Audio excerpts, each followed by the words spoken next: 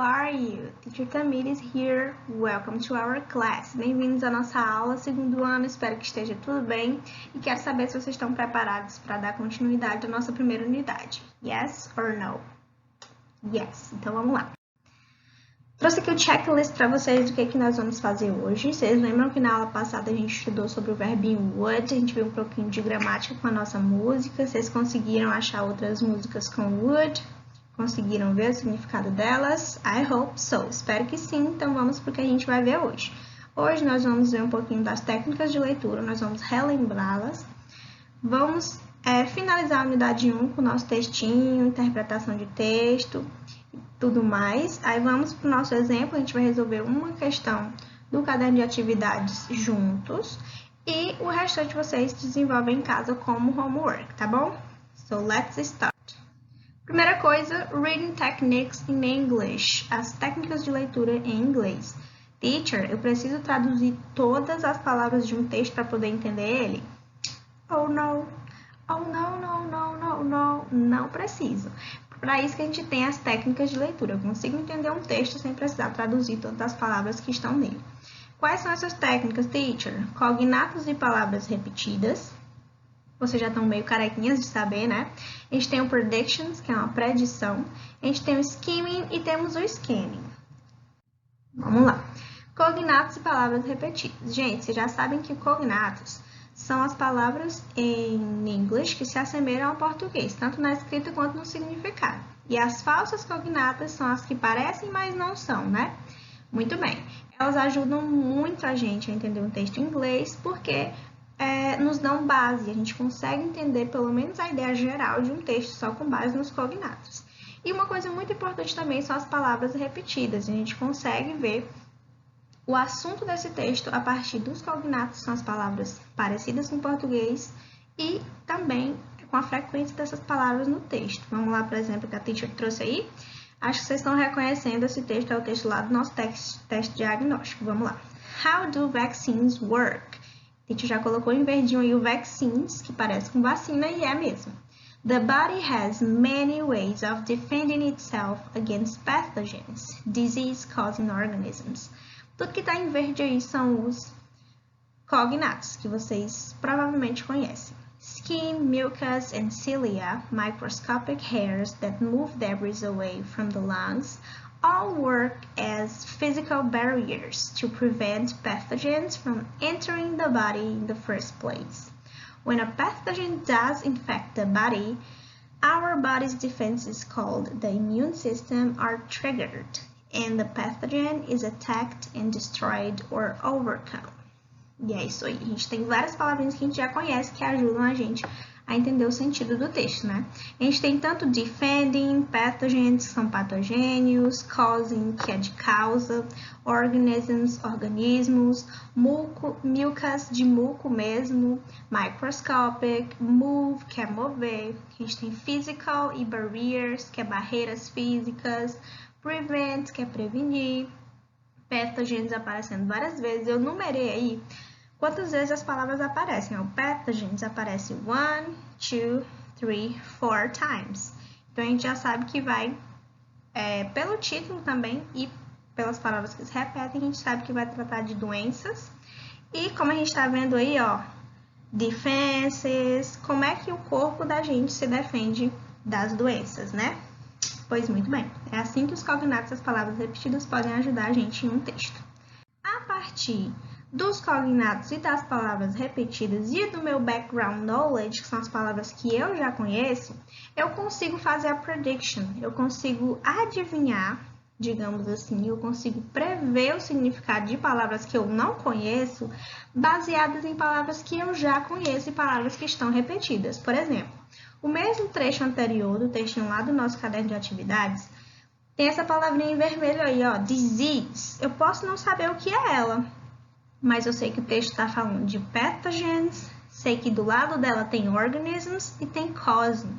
Então, eu estou vendo organismos que causam alguma coisa que tem a ver com patogênio, que tem a ver com doença. Então, eu posso associar essa palavra disease com doença, que é o significado dela, ok?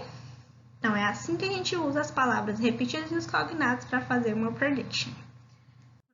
Técnica é o skimming. Galera, skim em inglês quer dizer deslizar a superfície, né? É uma coisa mais superficial. Então, a técnica de skimming significa dar uma olhadinha rápida ali no texto para ler algumas frases, algumas palavras e tentar saber a ideia geral desse texto ou desse parágrafo com base nessa olhadinha rápida que eu dei, ok? Então, o skimming é uma olhada na superfície. Geralmente, uma dica os textos têm no início de cada parágrafo, eles apontam o assunto principal e no final desse parágrafo eles apontam a conclusão, né? Então, geralmente no skimming as pessoas costumam ler as primeiras e as últimas frases de cada parágrafo.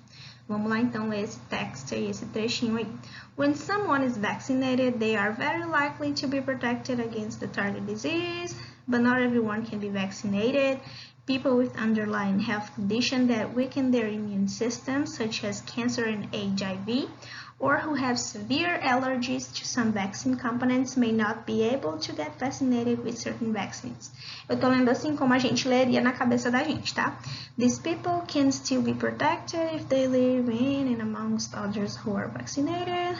When a lot of people in a community are vaccinated, the pathogen has a hard time circulating because most of the people it encounters are immune. So, the more that others are vaccinated, the less likely people who are unable to be protected by vaccines are at risk or even being exposed to the harmful pathogens. This is called herd immunity. Ok? Muito bem, então, no skimming a gente vai saber a ideia geral do texto. A gente sabe que aí, ó, when someone is vaccinated, a gente já sabe que ele vai tratar do que acontece quando alguém é vacinado. Mas a gente tem lá, ó, que teve até uma pergunta no teste de vocês com o can, lembra? People who can't be vaccinated. Então ele vai falar sobre como é que as pessoas que não podem ser vacinadas vão se imunizar também a partir das pessoas que foram vacinadas, ok? Então esse é o nosso skimming. O scanning é a técnica mais, como é que eu vou dizer assim para vocês, é uma técnica mais elaborada, porque scan em inglês significa analisar ou examinar. Lembra daquela maquininha de escanear, né? Ela passa, vai e volta várias vezes pelo texto. Então é isso que a gente faz na técnica de scanning. A gente dá uma olhada mais a fundo do texto. Ao passo que skimming é a superfície do texto, o scanning é voar a fundo do texto. No scanning, geralmente, você vai precisar do scanning para responder perguntas específicas. Por exemplo, essa pergunta que está aí embaixo, ó, What is herd immunity? Tem lá no final do parágrafo, ó, This is called herd immunity. Imunidade herdada, né? Então, você vai voltar no texto para saber o que é herd immunity, ok? Então, vamos lá. Ó. Nas últimas linhas tem dizendo assim. So, the more that other are vaccinated, the less likely people who are unable to be protected by vaccines are at risk or even being exposed to harmful pathogens. Então, já deu para a gente ver, pelas palavras que a gente conhece, que essa herd immunity aí significa uma imunidade herdada. As pessoas que não podem se vacinar herdam a imunidade de quem pode se vacinar. Porque, por exemplo, se o patogênio chegar em uma pessoa que já está vacinada, né, a probabilidade dele passar para a pessoa que não foi vacinada é muito pequena, porque é como se o patogênio morresse em quem está vacinado, né?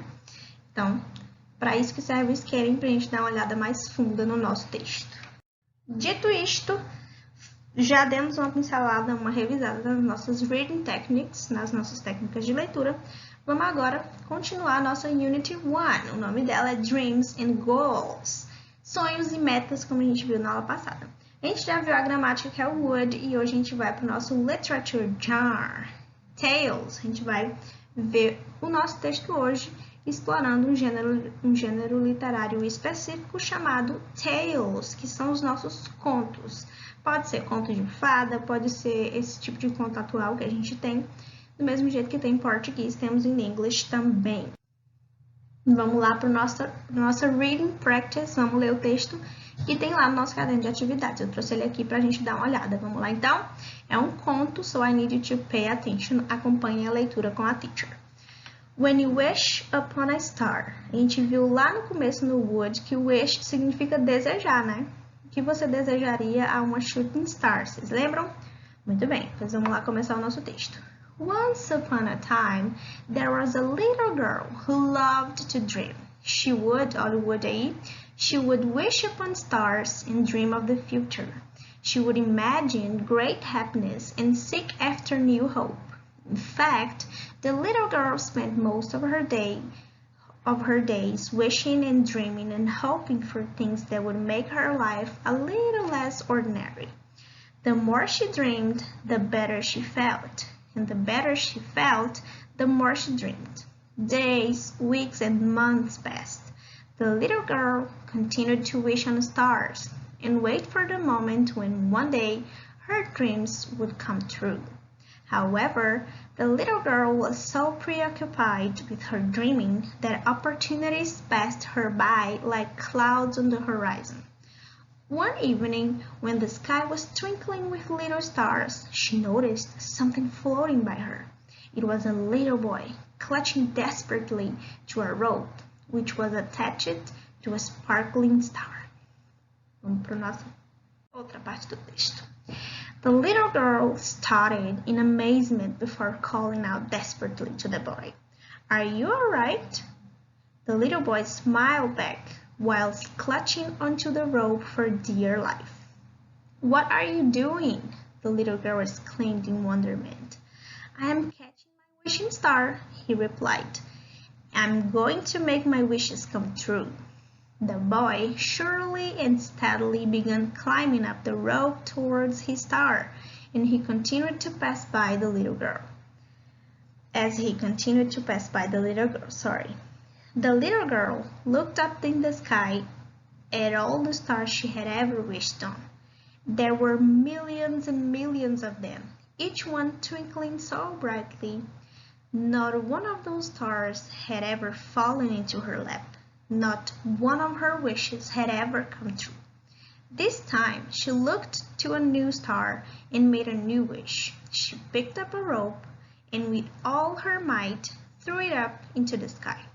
It wrapped itself around her chosen star and she grabbed onto it for dear life. The little girl's life was about to change and change for the better as she had finally found her ideal.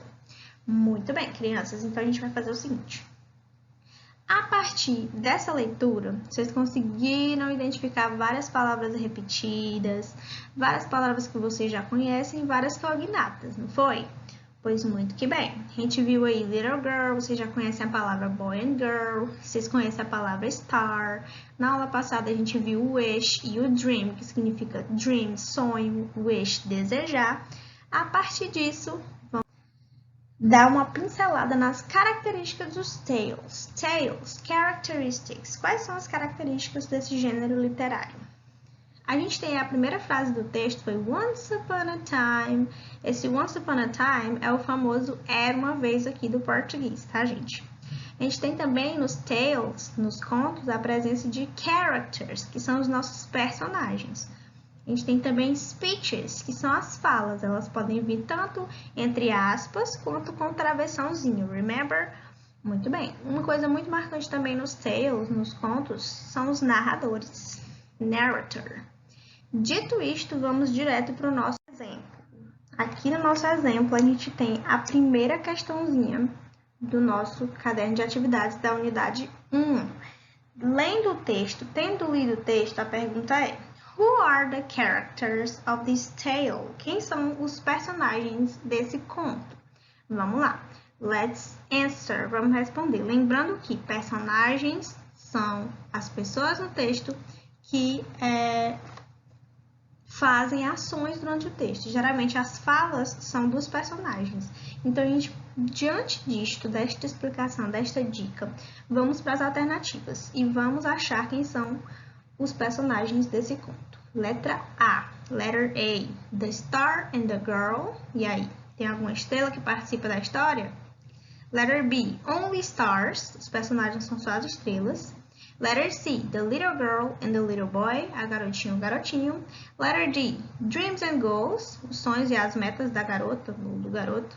E letter E, the girl and her dreams, a garota e os sonhos dela. E aí, quem vocês acham que são os personagens dessa história? Essa questão aí tá easy peasy, tá facinha, mamão com açúcar. Vamos lá? Acertou quem disse que os personagens, os characters, são the little girl and the little boy. São eles que praticam as ações no conto, são eles que participam ativamente, inclusive com as falas, ok? Muito bem, vamos para o exemplo. Agora vamos para o homework de vocês, a tarefinha de casa de vocês é nada mais, nada menos do que ler a explicação de gramática no caderno de atividades para revisar o Word e responder as questões 2, 3 e 4. Vocês têm que fazer o registro disso e mandar para este e-mail aqui, ó, terceiro ano 2021.jn@gmail.com, que é o e-mail que eu criei para a turma de vocês para receber as atividades, ok? Qualquer dúvida, pode me chamar, pode chamar a Isabel, que está lá no grupo com vocês, e o João Vitor. Nós estamos sendo responsáveis pelo ensino médio. Então, qualquer dúvida sobre o caderno de atividades, sobre como responder, pode chamar um de nós três ou então a professora Socorrinha. Essa foi a nossa aula de hoje. Thank you for coming. Muito obrigada. Bye, bye. See you next week. See you next class. Bye, bye.